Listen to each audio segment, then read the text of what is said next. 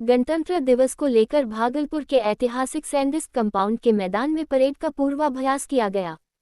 इस पूर्वाभ्यास परेड में बिहार पुलिस के जवान, एनसीसी बटालियन एवं स्काउट एंड गाइड के छात्र एवं छात्राएं शामिल हुए।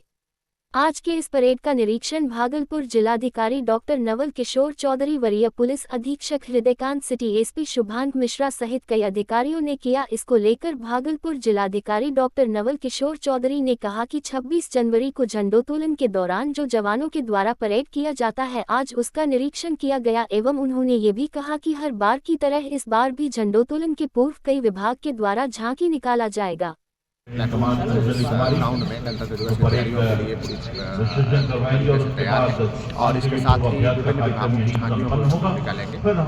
करीब 8 झांकियों को हम लोग जो समाज कल्याण की झांकी है, हमारे पास एक्साइज का है, इसके अलावा कई जो विकासात्मक कार्य हुए हैं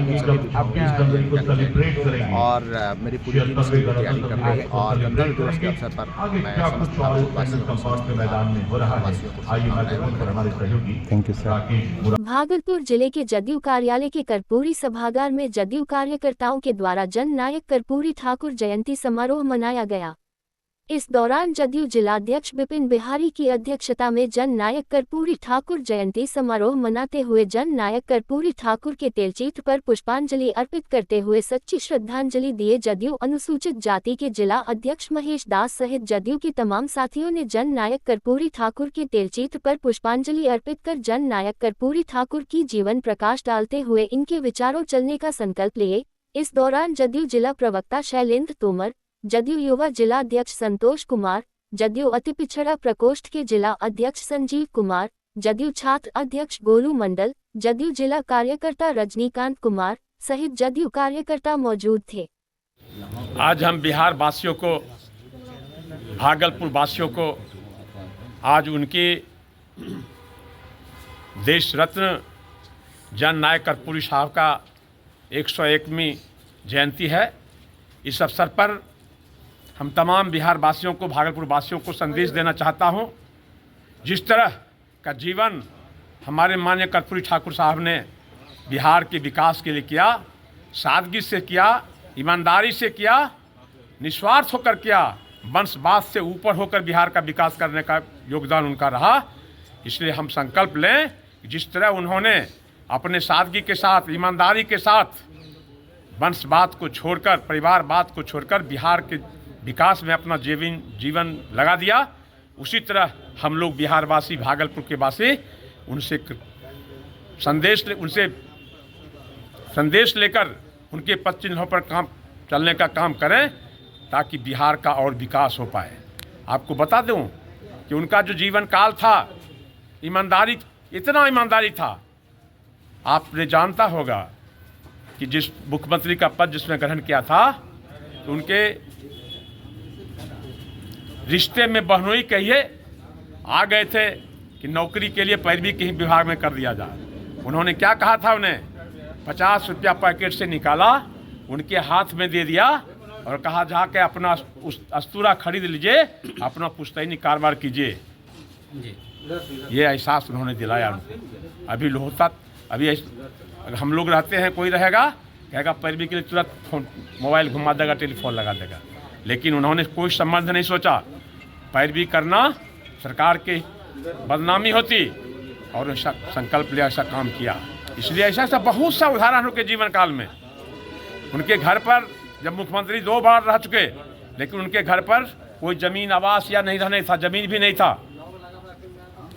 फटे कुर्ता, टूटा चप्पल, बिखरा बाल, उनका ये पहचान था, ईमानदारी का पहचान था। इसलिए मैं तमाम भारतवासियों को, बिहार वासियों को अपना संदेश देना चाहता हूं, उनके पद चिन्हों पर चढ़कर चलें ताकि विकास का और द्रुत गति से विकास हो पाए। धन्यवाद। आज का जो प्रेस कॉन्फ्रेंस है, ये अपहरण कांड का मात्र 4 घंटे में सकुशल बरामदगी के संबंध में है। दरअसल कल एक महिला के द्वारा सबौर थाने में एक आवेदन दिया गया कि उसका 18 वर्षीय पुत्र को जो है अपहरण कर लिया गया है कुछ अज्ञात लोगों के द्वारा, और जो है उनसे फिरौती की मांग की जा रही है 50,000। तुरंत जो है थानाध्यक्ष सबौर के द्वारा इसका केस दर्ज किया गया, कांड संख्या 33/25 और वरियों को सूचित किया गया। तुरंत सीनियर एसपी भागलपुर के द्वारा एक टीम गठित की गई, जिसमें नगर पुलिस अधीक्षक भागलपुर के द्वारा निगरानी की जा रही थी और इसमें नेतृत्व के रूप में पुलिस उपाधीक्षक विधि व्यवस्था और पुलिस उपाधीक्षक नगर को रखा गया।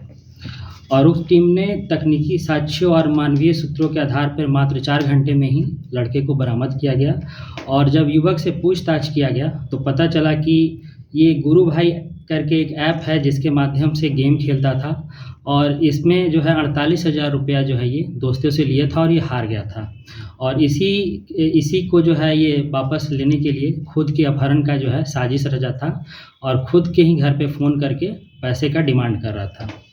और इस टीम ने सहित सफल उद्भेदन किया। इसमें जो है सूबेदार पासवान थाना अध्यक्ष सबौर, साथ में इंस्पेक्टर रंजीत कुमार DIU प्रभारी, inspector Parmeshwar Sahni, Dhananjay Kumar DIU, sub inspector Ranjan Kumar, sub inspector Ramanuj Singh, sub inspector Abhay Kumar, Sushil Raj, Ejaz Rizvi DIU team, साथ में अभिमन्यु कुमार सिंह एवं प्रकाश कुमार DIU और सशस्त्र बल टीम शामिल थे। तो अपहृत जो बच्चा था, क्या इसके मित्रों ने मतलब कि ये साजिश रची थी? नहीं, ये इसकी खुद की साजिश थी। ये खुद ही, चूँकि इसे पैसे की ज़रूरत थी इसलिए इसने खुद की अपहरण की खुद ही साजिश रच के अपने घर वालों को फ़ोन करके पैसे की डिमांड कर रहा है। इसके साथ और कोई नहीं था? इसकी संलिप्तता की हम लोग बिंदु पर जांच कर रहे हैं, लेकिन अभी तक इसका कोई भी अन्य व्यक्तियों के शामिल होने की अभी तक कुछ पता नहीं चला है। किस तरह का सर गेम था ये जो खेल रहा था? हम बताना चाहेंगे जागरूकता के अभियान पे भी लोगों को ये मैसेज देने के लिए, ये जो अभी ऑनलाइन गेमिंग स्कैम ऐप जो है, बहुत लोग इससे परिचित पहले से भी होंगे। इस तरह के गेम्स के ऐप बहुत ही ज़्यादा अभी चले हुए हैं,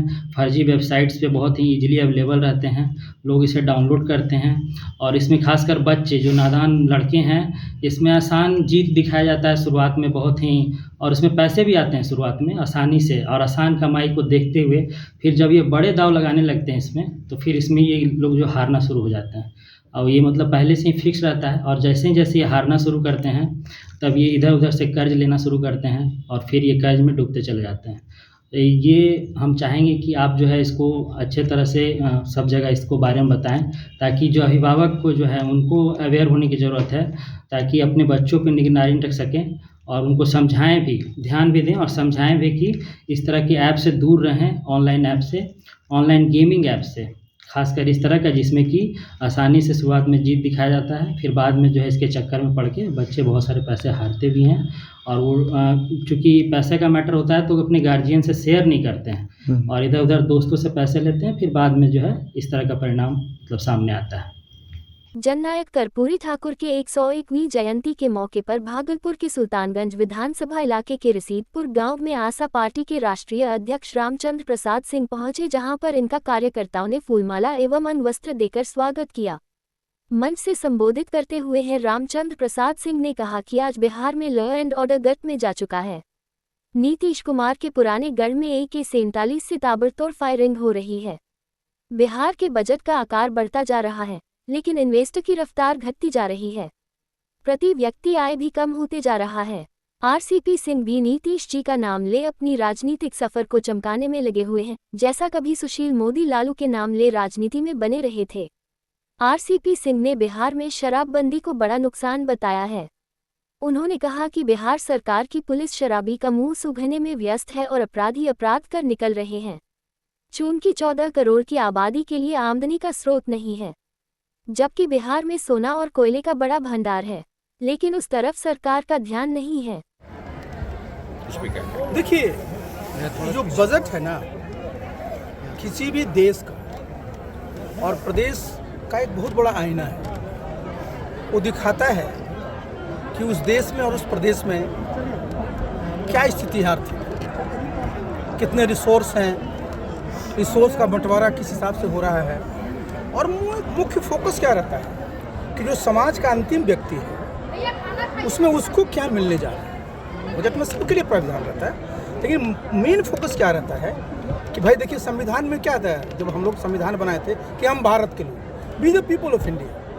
तो जो हमारा पूरा का पूरा जो बजट होता है तो देखा जाता है कि भारत के लोगों के लिए, और बिहार में अगर हम बात करें तो बिहार के लोगों को उस बजट में क्या है।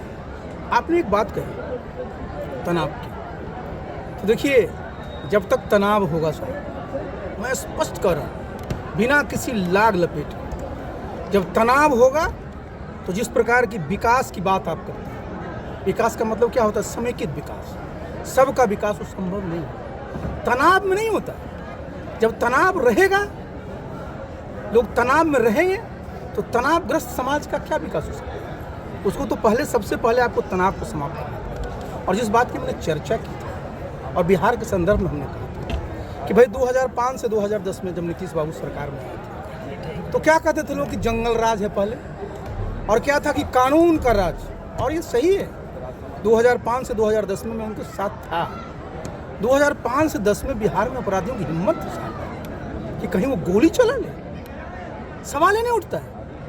अपराधी लोग के मन में कानून का भय था, चूंकि आज तो सरेआम गोली चल। अरे भाई तो बता रहे, मैं तभी बता रहा हूँ कि इससे बड़ा दुखद बात क्या हो सकती है कि उस क्षेत्र में गोली चल रही है जिस क्षेत्र का नीतीश बाबू ने एक बार नहीं 5-5 बार प्रतिनिधित्व किया है। और सबसे आश्चर्य क्या लगता है कि लोग गोली चलाने वाले बाइट दे रहे हैं। आप जरा बताइए साहब, कहीं भी कोई घटना घटती है, अपराधी के बारे में क्या कहा जाता है? लापता है, भाग गए, फरार है। और यहाँ जो गोली चला रहा है वो अपना जस्टिफिकेशन दे रहा है कि हमने गोली चलाई, किसने चलाई, नहीं चलाई। मतलब क्या है साहब? ये बिहार के लिए सबसे बड़ी चुनौती फिर से आ गई कि बिहार फर्क उससे वहीं खड़ा हो गया कि जब एक जगह जब गोली चलने लगेगी ना, कैसे रोकिएगा? देखिए कारण क्या है। ये नीतीश बाबू तो वही है जो 2005 में थे, नाम तो वही है, मुख्यमंत्री भी यही है। 2005 और 10 में जो एक सरकार का जो इकबाल था, सरकार इकबाल से चलती। इकबाल गया क्यों? आपने छोड़ा क्यों उनको? हमने नहीं छोड़ा, आपको तो मैंने बता ही दिया, हमने नहीं छोड़ा। लेकिन बात क्या होता है, मैंने बताया ना कि जब इतने बड़े नेताओं, इतना बड़ा उनका एक की सोच रही, इतने वर्षों तक देश में काम किया, प्रदेश में काम किया, अब उनके मन में क्या आया मैं तो नहीं कह सकता हूँ, लेकिन इतना तो जरूर है कि भाई नीतीश बाबू, जिन नीतीश बाबू को मैं जाना, जिनके साथ मैंने काम किया, मैं कभी सोच भी सकता हूँ क्या क्यों नीतीश बाबू के मुख्यमंत्री रहते हुए, उनके मुख्यमंत्री काल में उनके क्षेत्र में उसी प्रकार की घटनाएं हों? सवाल ही नहीं उठता। इसका मतलब क्या है कि नीतीश बाबू की पकड़ जो है ना प्रशासन में ढीली हो चुकी है, वो मान लेना पड़ेगा। बहुत लोग उनके साथ ऐसे आ गए हैं जिसने आपके खिलाफ भड़काया। देखिए, तो इसमें तो जो जिन लोगों ने भड़काया वो जाने, और जाने नीतीश बाबू। देखिए, मैं पीछे नहीं देखता, मैं बिल्कुल आगे देखता हूँ और मैं सकारात्मक सोच का देखता हूँ। और मुझे है क्या कि भाई बिहार में जिस लेवल पर हम लोग पहुँच गए थे 2005 से 2010 में, उससे अगर हम लोग स्लिप करते हैं लॉ एंड ऑर्डर में, तो जो भी आगे सरकार आएगी उसको एक्स्ट्रा मेहनत करना पड़ेगा लॉ एंड ऑर्डर पर। अभी बिहार में जरूरत किस बात की है? बिहार में ज़रूरत है कि कैसे हमारे यहाँ रोजगार के अवसर सृजन हो, कैसे उद्योग धंधे लगे। हमने बताया कि हमारे पास कितने संसाधन यहाँ उपलब्ध हैं। अगर हम इस प्रकार की घटनाएं घटेगी, पूरे देश के लोग जानेंगे, विदेश के लोग जानेंगे, कोई इन्वेस्टमेंट वाला आएगा क्या? इमेज आप बहुत बड़ा पूरा यहाँ आप सबमिट करिएगा, आप फलाना कॉन्फ्रेंस करिएगा, कौन आएगा इन्वेस्ट करने के? उसको लगेगा हम जाएंगे पर गोली चला देगा। देखिए, सबसे बड़ी देखिए बात क्या होती है ना, सबसे इंपॉर्टेंट क्या होता है? परसेप्शन 2005 से 10 में क्या था कि अपराधी लोग कानून से डरते थे। अभी क्या परसेप्शन चला जाएगा कि अपराधी लोगों को तो खौफ ही नहीं है। तो अगर अपराधी बेखौफ हो जाएगा तो कौन इन्वेस्टर आपके बिहार में इन्वेस्टमेंट करने आएगा? और जब इन्वेस्टमेंट नहीं होगा तो हमारे लोगों को रोजगार कहाँ से मिलेगा? और जब रोजगार नहीं मिलेगा तो हमारी बेरोजगारी कैसे खत्म होगी? 3 लाख करोड़ इस बार का बजट संभावित है सर, लेकिन बजट तो आता है, लेकिन लूट भी, करप्शन भी वैसे ही है। तो मैंने बताया आपको, देखिए मैंने खोल कर बताया कि देखिए आपको करना क्या पड़ेगा। देखिए, प्रति व्यक्ति आए, जो मैंने चर्चा किया, एक मानक होता है विकास का। भाई आपका सिर्फ है 60,000 रुपये, जबकि राष्ट्रीय 2 लाख हो चुका है। और 2047 में प्रधानमंत्री जो कह रहे हैं कि हम विकसित भारत बनाएंगे तो 15 लाख होना है। तो आपको तय कितना करना है? 60,000 को 15 लाख ले जाना है। आपका 22 साल का समय है साहब, कैसे होगा?